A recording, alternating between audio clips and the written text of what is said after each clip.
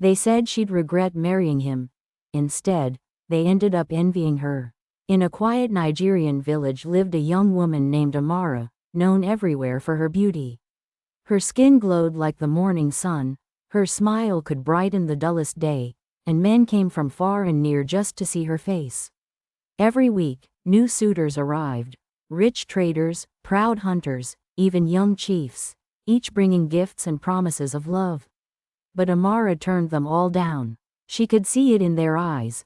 They were not in love with her soul, only with her beauty. One hot afternoon, as Amara walked back from the market, she passed by a small wooden workshop. There, under the shade of a mango tree, a man sat carving wood. He was a carpenter, calm, quiet, and crippled in one leg. He used a stick to walk, but his hands were strong and steady. When Amara greeted him, he lifted his head, smiled gently, and replied, "Good afternoon, my daughter." That was all.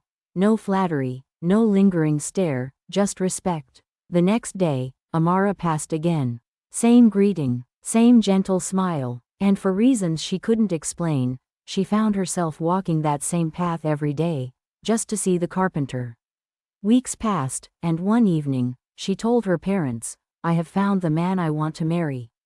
They were shocked. When they discovered it was the crippled carpenter, her friends laughed, her parents wept, and the villagers whispered behind her back, "How can the most beautiful girl in the village marry a cripple?"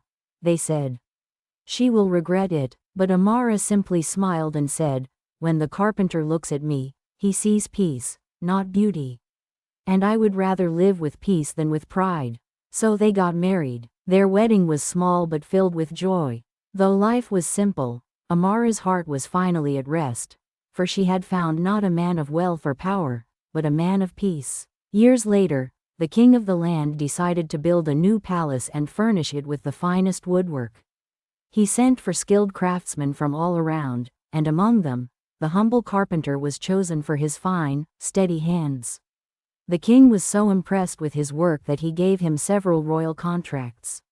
With time, the carpenter built a beautiful home for his family and opened a large furniture venture that served the entire region. Amara too started her own restaurant, known for its warmth, laughter, and delicious meals. Together, they lived a comfortable and peaceful life. Their days were filled with love, their nights with gratitude.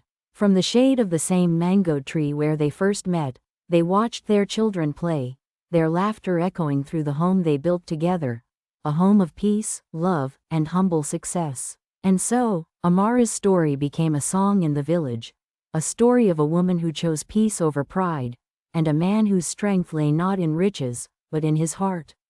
True love is not about looks, riches, or status. It is about finding someone who sees your soul, not just your beauty.